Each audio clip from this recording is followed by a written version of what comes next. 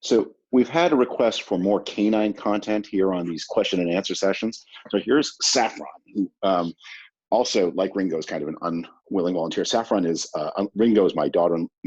Ringo's my daughter's dog. Safi is one of our two Labrador retrievers. She takes command of a lot of situations, but now she's kind of embarrassed to be here. But Safi doesn't work for free.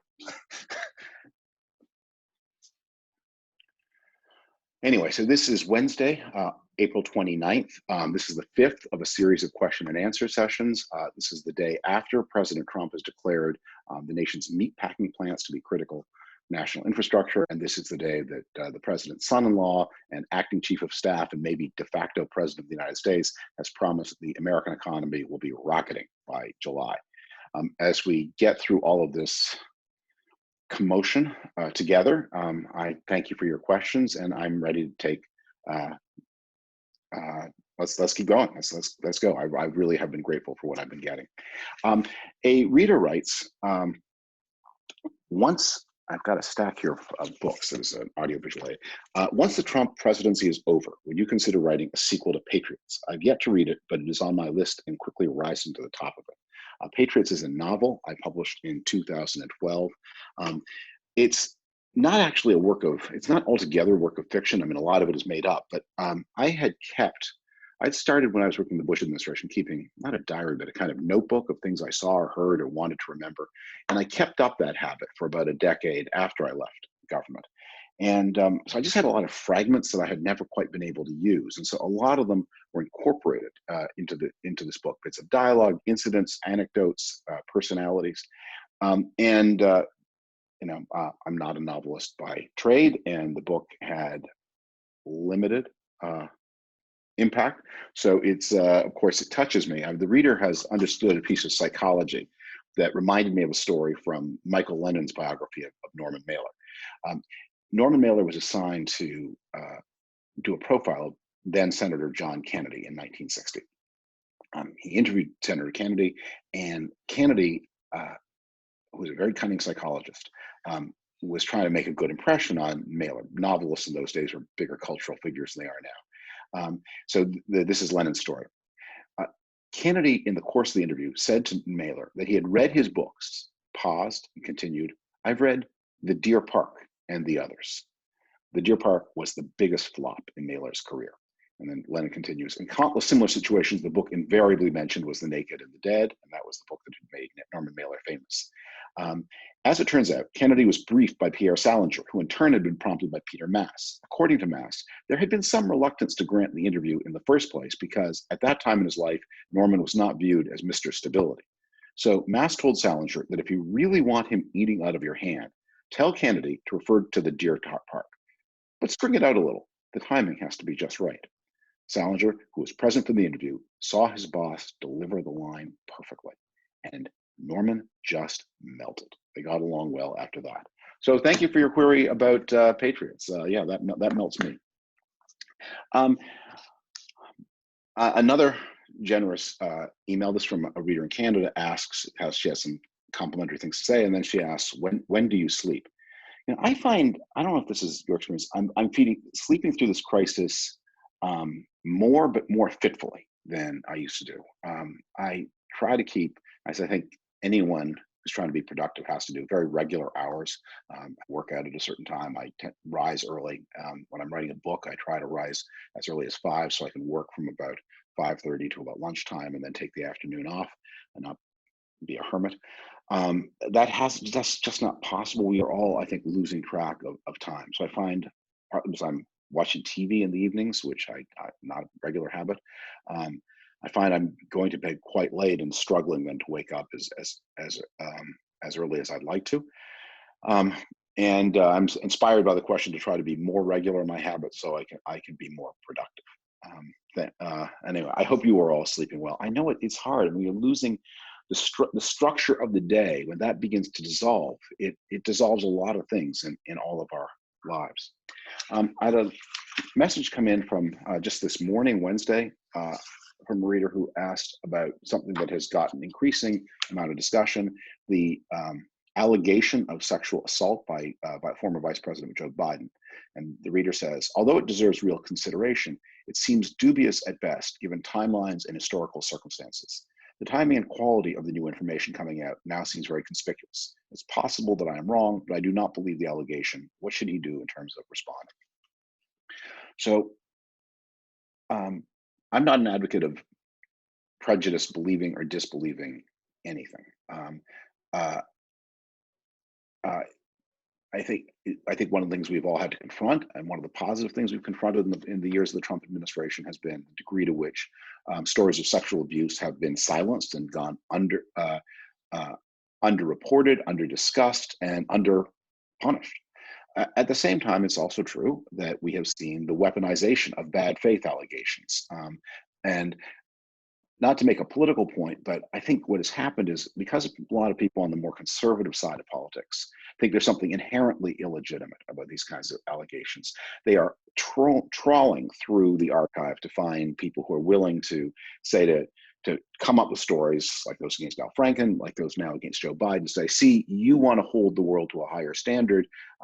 We don't believe in these standards. Don't hold us to these standards, but you espouse these standards, and so therefore they should be espoused. They should be applied against you, no matter how implausible they look.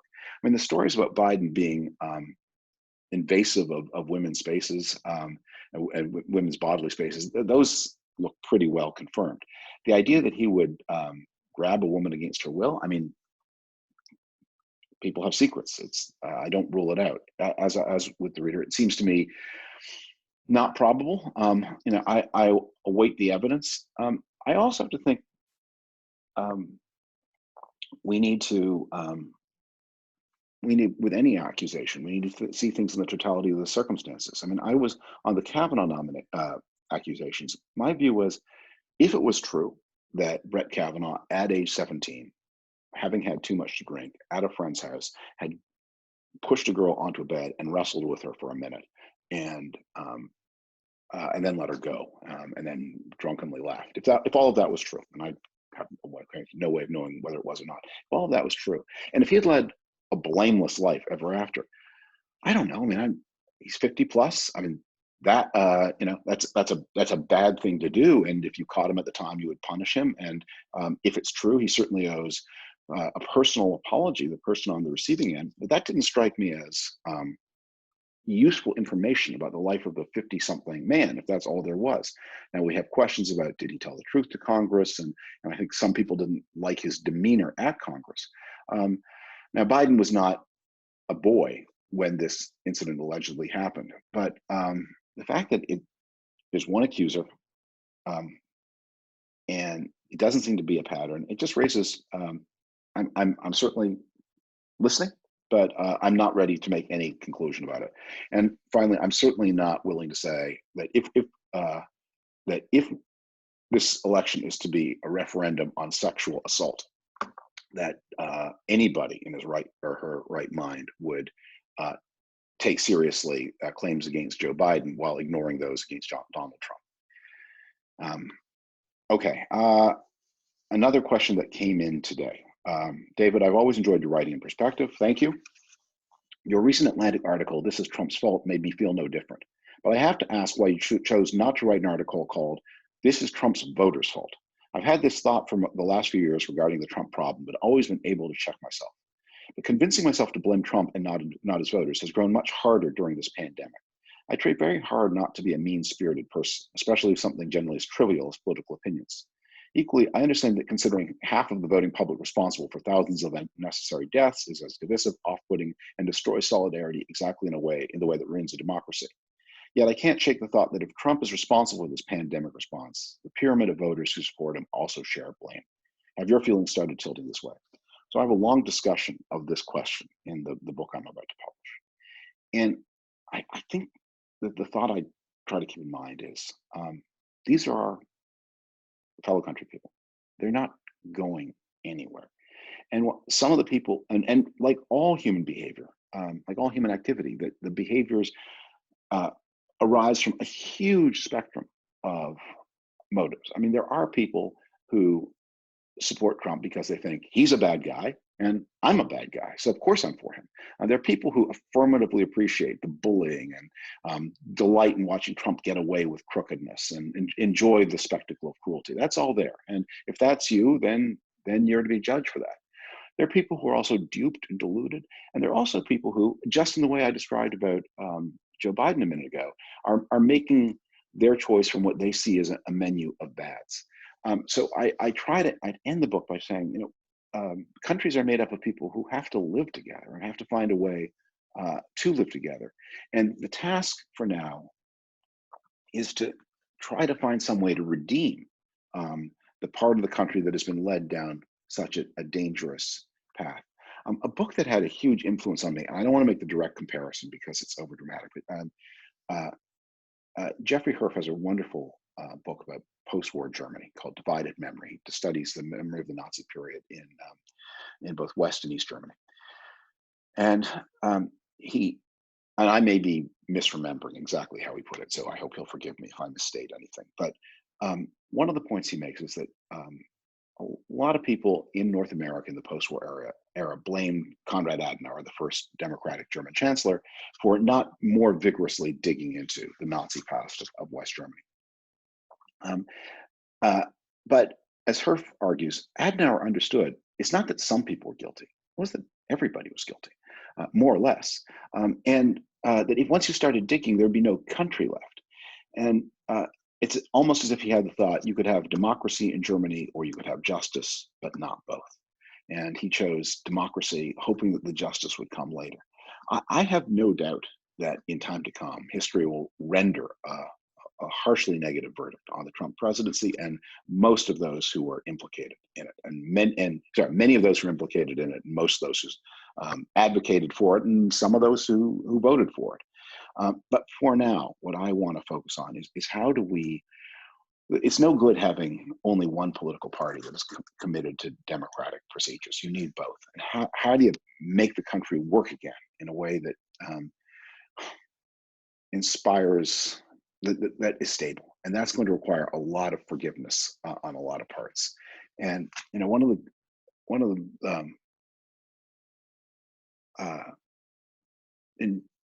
most moving things George W. Bush ever said, and this is not something I have any responsibility or connection to, so I'm not praising myself, but and it reflects, I don't know if it reflects exactly his wording, but certainly his idea. In his acceptance speech at the 2000 Republican Convention, he talked about the importance of forgiveness. And he said that he understood the power and importance of forgiveness because he had needed it. I think we all need it, and as we need it, we have to give it. Okay. A reader named Craig asks a more personal question. I've spent my 20s and early 30s backpacking around the world. It's been one of the great joys of my life to explore the many ways that people live and conceive of happiness. I would love to know where you've traveled, where you'd love to return. The more specific, the better. I'm in love with Sarajevo, Berlin, and Kyoto, and where you're most eager to visit one day. Well, not only do I miss travel, but I have a lot of outstanding air tickets that I don't think I'm ever going to see a proper refund for. So I have real skin in this game. I'm not as well-traveled a person as I would wish to be. I can give you a kind of embarrassing list of places I've never been. I've never been to India. I would love to go. I've never been to any part of sub-Saharan Africa. And I've never been to Japan, another place I was speaking of Kyoto. The place in the world, if you gave me one wish, the place I would like to see that I have not seen is the Indian city of Jaipur. And I've looked at the image of it, and I would so love to go there. And I look forward to the day when we can. Places I've been that I would love to return to. I find Buenos Aires an endlessly fascinating city, and I love Mexico City. And I've learned through hard experience, you have to think of Mexico City not as a city, but as a kind of small country. And so not try to visit all of it at once, but to choose a part and to base yourself there and see what you have there. I love the city of Venice. My wife, not so much. So I've often had to be there actually alone or with one of the children, because Danielle finds it kind of gloomy and depressing. I'd love to go back. I think one of the few places I could imagine spent, excuse me, a lot of time, and this is on Craig's list too, is Berlin. I've often, if I had to live outside of North America, Berlin is probably one of the very few places that I could imagine living comfortably for an extended period of time. And that seems kind of weird given history, but it also makes a strange kind of sense. I mean, the relationship between Jews and Germany is maybe the most tragic, unrequited love affair in history. But um, there is something about it that speaks to me. And there is a large category of jokes about Jews from Germany. They're called the Yiddish name for German Jews is yekas, from the short jackets that Westernized German Jews wore, as opposed to the long kaftans that more religious Jews from farther east wore, and the endless jokes about the absurd rule abidingness of German Jews. They speak to me. I'm someone who gets really upset when I see people litter on the train, and I once in my younger years nearly got into kind of an altercation, almost a riot on a New York subway car, because there was someone who was leaving leaflets on the street, on the seats of a subway train. I stood up and followed him, started picking them up after him to shove them back into his hands, because he was, this, in my view, this was, free speech goes too far when it crosses the line into littering. A reader asks, do you have any guidelines that you follow when deciding when to engage with a friend or family member who is pro-Trump? I've long held the conviction that there's no point in spending emotional energy on Facebook debates with others. But with the election fast approaching and many friends sharing pro-Trump memes, a part of me wonders if I should break this rule to try to push the needle in favor of Biden. I know that some people are beyond convincing, but what if I can make a difference and win someone over who is on the fence? I think underneath my question is a broader question about the decorous and usefulness of political arguments in general, and I would be curious to hear your thoughts about this. Best, Christoph. Christoph anticipates the answer. I think we all have to be aware of people don't arrive at their political opinions by being reasoned into them, and so they're not going to be reasoned out of them. But when you are trying to change a mind, the only way to do it, and it doesn't work even all that well then, is to find some point of commonality, some point where you can, some fulcrum point where you can place the lever and begin to move the person. You think this, and since you think this, you must surely also think that, and then you follow the line of reasoning, and you see that you're now in a position where it's not me who's telling you that you're wrong. You're wrong. It's your own self. It's your own commitments to tell you you're wrong. It doesn't work all that well, but it works better than anything else. Facebook is a bad place to have these discussions. I think you can only change people's minds by talking in person, or as near to personal as possible, because everything begins with a human bond. And look, one of the things that President Trump gets wrong, one of the reasons he is such an unpersuasive person to anyone who's not pre-committed to agree with him, is discussion has to begin always from a place of respect.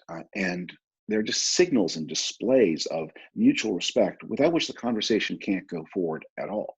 And it's always easier in person to make it clear that when you disagree with someone, you're not challenging their worth as a person. You're not telling them they're a bad person, even if you think they're doing something bad.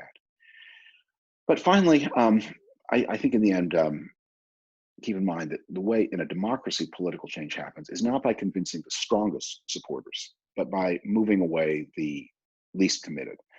It's worth remembering that in 1932, when Americans were literally going hungry, still 38% of the country voted for Herbert Hoover. And they probably didn't like the Depression much, but they appreciated Hoover's stance on the prohibition question, or they are committed to voting Republican for cultural reasons and memories of the Civil War, or whatever else, or they thought the Democratic Party was soft on Catholics, or was too racist, or had some other reason. But Hoover still, with his solid 38% base, still managed to lose, and that happened because a lot of people who were neither one way or the other, they shifted. That's the reason President Trump is in so much trouble, is not because he's losing very much of his support among his core base, and certainly not the Fox News base, the Fox News watchers. But there are a lot of people who voted reluctantly for him in 2016. Men from ethnic minorities, traditional upmarket Republicans, college-educated men and women, some women, some more less well-educated, less affluent white women who thought he would be good for their family economy. Those are the people who are moving away from him and are going to move away faster and faster in the present economic crisis. Your your uh, your relative who watches Fox News all day long and insists on coming, and lecturing people at Thanksgiving dinner, you're not going to make a lot of inroads with him. And partly because some people are obnoxious politically because not because their politics is so strong, but because they like being obnoxious. There was a debate on the internet a little while ago. There's a clip about where someone was caught walking up to some white nationalist person, I now forget exactly who, and punching him in the face in a sucker punch. And there's a big debate on the internet whether it was okay to punch Nazis. And my reaction to that was, people who want to punch Nazis, it isn't they hate Nazis, they love punching. Because if you're actually trying to deal, there isn't much of a Nazi threat in America. And to the extent there is, you're not going to meet it by finding individual people who advocate that point of view and punching them in the face. That's not going to do anything. But what is true is there is a part of us that thrills to violence, and we enjoy doing it. And and sometimes it's the only way out. But when it is the only way out, then violence has to be organized and mobilized in a military operation. But private personal violence, the number of cases where that is justified is so vanishingly few. Okay, a reader in Australia asks, why does conservative political culture so often mean an anti-intellectualism? Well, this has not always been true. In fact, the origins of what we now call modern political conservatism were hyper-intellectual. Back in the 1930s and 40s, it appealed to people like T.S. Eliot and Whittaker Chambers. It was a pretty eggheady point of view.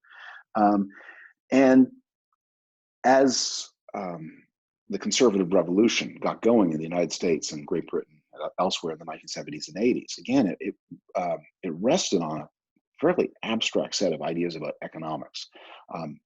The case for rent controls, people grasp it. People can't afford their rent, the rent shouldn't go up. The case against rent controls, that's more abstract. That requires a higher level of reasoning from causes and effects. So when I remember thinking, when I signed up for this project back in the late 70s and early 80s, I thought I was signing up for something that was pretty abstract, required a lot of reasoning, a lot of sort of looking beyond the immediate. I remember an argument with my late mother, I had no cause to argue with her about anything, but back in 1979, and she was more liberal in those days on economic issues, especially than she would be later, and certainly than I was. I remember her talking about the power of big corporations and how there was just no way that General Motors could go bankrupt. I remember saying to her back in 1979, not only can General Motors go bankrupt, but they will, and you will live to see it. I didn't know how sick she was, and she died in 1992, age 54, so she did not live to see it. But General Motors in 2008 was bankrupt.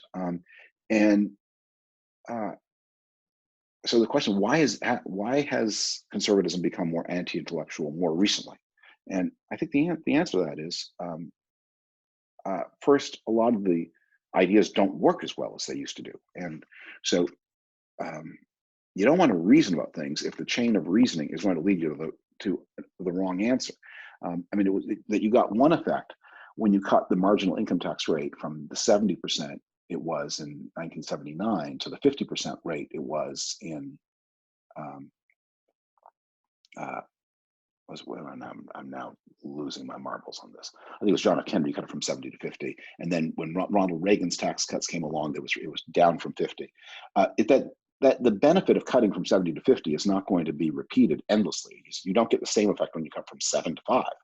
At some point, everything stops working, or it stops working as well as it used to do. But if you continue to espouse the same set of ideas, regardless of circumstances, you're going to find yourself having to appeal to things other than facts and evidence and reason, because the argument isn't working. I think something else happened, which is as American politics have become more tribal, politicians have ended up valorizing, especially conservative politicians, valorizing certain parts of the country over others. Sarah Palin, we breed good people in our small towns, or I'm so glad to be here in the pro-American parts of America. And they have drawn their base of support from the more less dynamic parts of the country where people are less well educated. And so they have to appeal to some of the resentments and grievances of those people against people who seem to be more successfully taking part in the knowledge economy of the 21st century. In the new book, I have this joke about, I quote Sarah Palin's line about, we breed good people in our small towns. And I said, just try to imagine somebody at a Democratic convention standing up and saying, we breed good people on the Upper West Side of Manhattan. I mean, it's an unsayable, it's unprocessable. There'd be a revolution. It would be shocking and offensive. But that's the way people, that many Republicans have been driven to talk for reasons of political expediency and the failure of other things. Okay, what else do I have here? Oh, a reader who works at a think tank asks, I've really enjoyed your Q&As over the past days. Thank you. My question is one we have been wrangling with recently here in our think tank, namely what geopolitical opportunities might China take advantage of in the post-COVID global recovery? And more crucially, what is the likely reaction to be, US reaction to be, especially moving to the election? All the best to you and the dogs. There are 3 of them living with us. So I don't want to make this a big Megillah, but look, I am less worried about what China will do than I am worried about what Americans will be summoned to do in the name of countering China. We are at real risk of walking a path of conflict with China. And look, the Chinese, many bad things, especially internally. Persecution of their Muslim minority, incredible surveillance of the citizenry, and human rights abuses of all kinds. And beyond the realm of human rights abuses, they've built a rickety economy that is full of threats to themselves and to the world. And this pandemic originates, however it exactly started. Clearly, there are bad practices, either unwitting, like poor supervision of their marketplaces, or maybe witting, maybe poor safety in their laboratories where they where they research and study viruses. China's practices can have been very shocking to the rest of the world. But there are people right now who are trying to use those concerns not to put us on a way to a more stable, peaceful world, a world of openness and free trade in which China is enticed into the community of nations, or even in which we build a community of nations around China that can at least balance China. And they're not doing either of those things. They're trying to stoke resentment and fear that is going to put us on a path to conflict. And I think that my supreme priority when I think about China these days is put whatever weight I have to put it against that. There is no problem that we have that will be better if we find ourselves in a new Cold War, God forbid, any kind of shooting war against the Chinese. President Trump increased the defense budget he inherited from President Obama and fiscal, whatever it was, fiscal 2017. He increased that defense budget by $100 billion a year, mostly in order to get ready for a shooting war with the Chinese Navy. And as we sit here in our houses exposed to an authentic threat from China, all of that naval spending, could it be more irrelevant? The sailors are also sick from this virus that China did not do deliberately, that either emerged from bad health practices or slipped out of their control somehow. That $100 billion would have been way better spent on pandemic preparedness, environmental protection. The environmental challenge also comes from China through their emissions into our atmosphere. And maybe we can't always work as cooperatively with them as we would like, but we are going to achieve nothing by working against them in a way that puts us on a path to serious conflict. So I think we just have to think it's an important discipline. Yes, prepare for the worst, but hope for the best, and put the emphasis on the hope and work for the best, and work in belief that China may evolve into something better. One other thing that needs to be said when people talk about this, there is a large diaspora of people of Chinese ancestry or partially Chinese ancestry who have passports, live in the countries outside China, both the Chinese majority countries like Taiwan and Singapore, non-Chinese majority countries like the United States, Canada, and Australia. As we've seen from the rhetoric of President Trump, the people who incite against China are less than perfectly clear, and sometimes even intentionally less than perfectly clear on whether we are engaged in some kind of state versus state conflict, or state versus Chinese communist apparatus conflict, or whether we are engaged in a kind of ethnic conflict. How else do you make sense of President Trump's complaints against Nancy Pelosi urging a visit to the historic Chinatown of San Francisco? The disease wasn't any more in the historic Chinatown of San Francisco than it was anywhere else in the Bay Area. But President Trump wants you to think that she did something dangerous and even subversive by encouraging people to, go have a meal or go shopping in that part of her city. So, I think I think there are things to worry about, but I think it is easy to look in the wrong direction on that challenge. Let me see, what else do I have here? Oh, okay. A reader from Ireland says, can you explain why the United States, with 4% of world population, has 33% of the coronavirus cases? So I had a number of questions about the virus, which I am not answering because I'm not an epidemiologist, and refuse to pretend I am one. There's so many things I have, to which my answer would be just, I have not the faintest idea. But to this one, there is something to say, which is, I hope we have 33% of the cases, not because I wish ill on anybody, but because what I worry about is that right now there are actually millions more cases that outside the United States that are just not being counted, and that the United States has a lot less than 33% of the world. We have 33% of world confirmed cases, but how many cases are there in India right now, really? How many cases are there in Africa, really? And how many will there be? The latest research on the flu pandemic of 1918 from that superb and troubling book, Pale Rider, which was published in 2018, shows that the current thinking on the death toll from that pandemic was between 50 and 100 million people, the vast majority of them outside Europe and America. The disease took a terrible toll in China, in India, in Persia, as Iran was then called. And we may see a repeat of this. Now, it comes later to these places because they're less networked to the rest of the world, but its impact in all of them may be much, much deadlier. And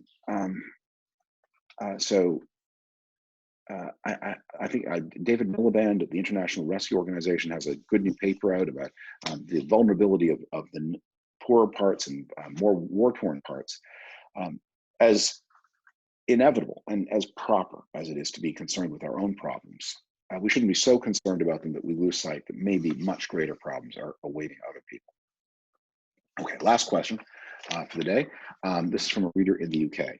Do you think the Trump presidency has exposed some real flaws within the US Constitution, which a more competent or malevolent leader could have exploited in order to take you towards a truly authoritarian regime? The Electoral College is surely one such problem, but then there are all the conventions of government that Trump broke simply because there were no proper rules in place. Even the notion that you have three co-equal branches of government seems naive now that all three are so deeply politicized.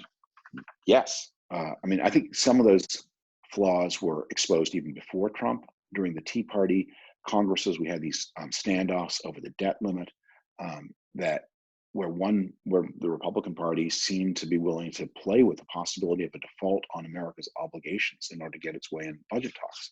That was a new and much harsher way of playing the game. And you play those kinds of games in that kind of way, and eventually someone is really going to get hurt. But Donald Trump has found a lot of things and has exploited a lot of things that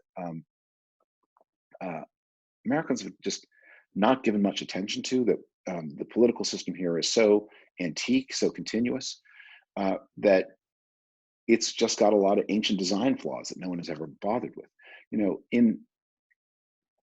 On the continent of Europe, most of the political systems, I think virtually all of them, post-date World War II. Some of them, like in Spain and Greece, really date back only to the 1970s. Even the British Constitution, although it's got elements of symbolic continuity with the past, the British political system as we know it now is basically a post-World War I phenomenon. It's only after the First World War that all British men got the vote, and it wasn't until the 1920s, later 1920s, that all British women got the vote. the true dependence of the crown on parliament, that's a 20th century phenomenon in Great Britain. But the American system has large chunks of its 19th century DNA still present, including the fact that the political parties continue to do so many things in other democracies the government does. One example is the political parties draw the boundaries of both federal and state jurisdictions, and no one else does it that way. In every other democracy, there's some non-political body that draws the boundaries, and there's sometimes be some political influence on the margin. But the idea that one party wins control of the state government, waits for the next census, and then uses that census to draw boundaries that suit it, subject to some minimal judicial oversight, and less judicial oversight today than even 7 years ago. That's just wacky, and that's there, and I think that needs to be rethought. The idea that almost every important person in the federal criminal prosecution service, the U.S. attorneys, the assistant attorney general for the criminal division, they are political appointees chosen by the president for political reasons. No one else does it that way. And it's a wonder that the prosecutorial system is not way more political even than it is, but we have seen in the Trump years how political it could be. The president's pardon power, that again, that has evolved over years to be more impersonal. That most presidents don't want to use their pardon power because it means they just get besieged with too many requests. And so most of the presidents have set up some kind of agency or desk that sifts through pardon petitions, chooses the ones that are deemed worthy. They're brought forward, and the president really tries to stay out of the process altogether. And President George W. Bush and Barack Obama, especially because there were some bad behaviors at the end of the Clinton administration, they were especially hands off. You guys decide on them. I'll sign them, especially toward the end of my term. President Trump has used the pardon power personally, which is something that we haven't seen in a while, and that's an abuse. And one of the things that we need to think about is there some way of, again, institutionalizing the pardon power and making it less of a political plaything. The American system of government, the continuity that is one of its greatest strengths also preserves things that are inherited weaknesses that it's hard to know what to do with after a span of 200 and 230 years. And of course, many things that are objectively, at least in my objective opinion, that are flaws, just because of familiarity, people see them as merits. That this is the way things have always been in this country, and therefore this is the way things always should be, and therefore the fact that everybody else does things differently proves that everybody else is wrong, and only reaffirms how right Americans are to do it in the distinctive way they have. But I also want to say, and this is maybe a place to begin to bring this monologue to an end, that the Trump years have also, I think, exposed or revealed or confirmed some real strengths of the American political system that we should be mindful of. One of them is the creative power of federalism. I mean, it's been awful to watch President Trump abdicate his responsibility to protect the country from pandemic disease. But states have acted in the absence of the federal government. In some states, like the state of California, extremely effectively. Some states, like the state of Ohio, have done so in despite of the political loyalty that the president has claimed. Ohio has a Republican governor who's ignored the bad advice he's been getting from the president to stand up and do the right thing. I think we've also benefited in the Trump years. We have seen the enduring power of American civil society. President Trump tries to intimidate the press. It turns out that's a hard thing to do. The press declines to be intimidated. And readers step up and voluntarily pay for content that in the pre-Trump years, many readers tried to get for free because they understand that this information that the president wants to keep from you, it costs money to produce the information. And if you want it, you have to pay for it. So people do. And so we have seen subscriptions climb to the New York Times, the Washington Post, and thank you very much to the Atlantic as well. I think we've seen the strength of the way in which the benefit of America multiplying its many different police forces. President Trump keeps talking about how the police are on his side. What he doesn't understand is there are a lot of police forces in this country, and they are independent of one another. And he is not able to shut them all down. He gave that awful moment, went to Long Island in his first year of president, encouraged the police force in Nassau County to brutalize arrested people, banged their heads on the side of squad cars. But he's never been able to get his hands on the FBI. He's never been able to get his hands on the different police services of the states. And that is a tremendous strength in the American system. And I think the prestige and independence and integrity of the armed forces. President Trump would like to use the armed forces as his personal playthings, and they have declined to be used. Indeed, they have declined even to give him the big parade to himself, the big bar mitzvah that he's wanted to give. And he kept demanding a parade down Pennsylvania Avenue, and what he got was a 4th of July celebration last 4th of July with 2 tanks parked in front of him. And he got the jet overpass that he wanted, but the military declined to take soldiers away from their families and their duties to make them march down the street to entertain the president. And the fact that they were able to do that and make it stick, look, in other circumstances, it might be a problem. You want the military to follow orders, but they have ways. You don't want to see military disobedience, but sometimes military postponement of obedience, that can be a very a resource for democracy as well as a danger to it. Thank you all for the many questions. Thank you for your attention to my work, to the work of my colleagues at the Atlantic. Thank you for your good words about Ringo and Safi. Chester, our elderly lab, is a little arthritic these days and doesn't appreciate being brought into anybody's lab. Pleasure to talk, and I look forward to more questions and the 6th in the series in the days ahead. Thanks.